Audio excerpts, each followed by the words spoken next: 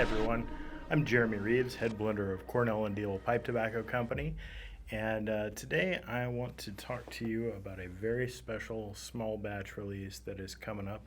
That is the Beast. Um, some of you may be familiar with the Beast from releases in the past, inspired by Aleister Crowley, who was something of an occult figure and sort of a pseudoscientist, chaser of obscure and arcane knowledge and applier of those things in sort of questionable and weird ways. But one of the things that he was widely reported to have done as a pipe smoker and a pursuer of altered states of consciousness was smoking straight perique, which he soaked in rum. Some of his writings seem to indicate that he was actually getting pure St. James Perique, so it was not an Acadian blend, as has become popular in the last several years, or widely known about, rather, in the last several years. It's been going on for a long time that different tobacco blends would be made using the Perique process, and the results were similar.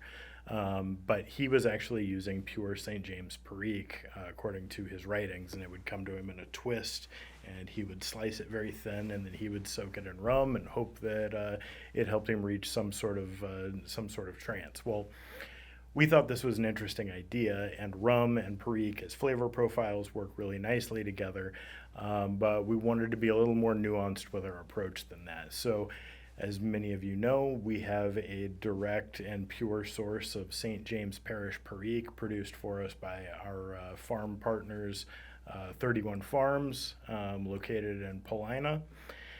And so small batch The Beast is 51% pure St. James Parish Perique, grown from seed all through the barrel process by three folks down in St. James Parish at 31 Farms. And then we've added some things that are complementary to the flavor of the Perique, but that will help kind of add some of the characteristics that we most appreciate in Perique, which really don't come to the fore unless it's blended with something. Smoking straight Perique is it's not unpleasant by any stretch, but it's not very complex. It's surprising how complex Perique can be when it's blended with other things, but smoking straight Perique is a bit like standing in a dark room. Shadow can add a lot of nuance and add a lot of drama to an image, but if the image is all shadow, it's just a black image.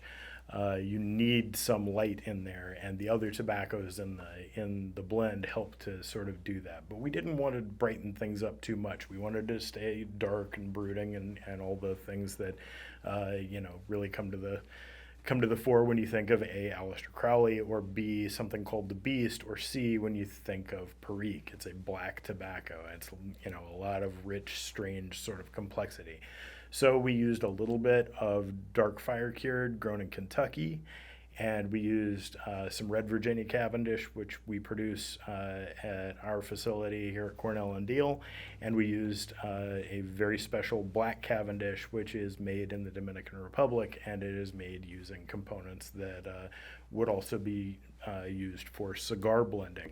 So it's really rich, really deep, really earthy, but also has a really great palate upon which the Perique can kind of spread out and show you what it's got as far as the weird fruity flavors and loamy, deep, mushroomy kind of things, and spicy characteristics.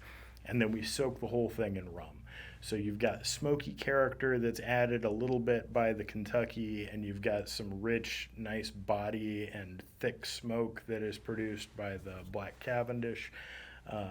And by the red Virginia Cavendish, but really Perique and the flavor profile of Perique is the star of the show, and it shows off its own characteristics across these other flavors.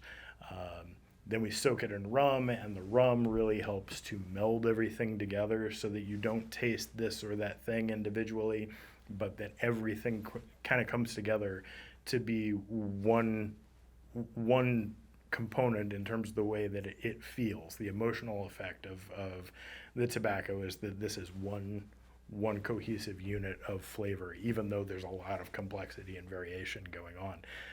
I think the Beast is fantastic now, but it also has aged really beautifully. I've got 10s from the first and second runs that we've done, and of course Perique ages really, really nicely, and this blend is no exception. It is a stout blend. It is not for the faint of heart, but there are enough other things going on that it is not quite the arduous task and undertaking that smoking straight Perique would be for many of you. So I wouldn't say that just because you may not be a huge fan of really, really strong blends that you should shy away from this. I think that it is going to be more approachable than you might think. Again, the smoke volume,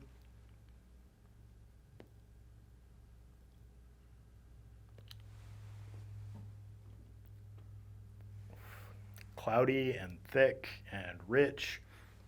It's got a really nice sort of like brandied flavor profile to it.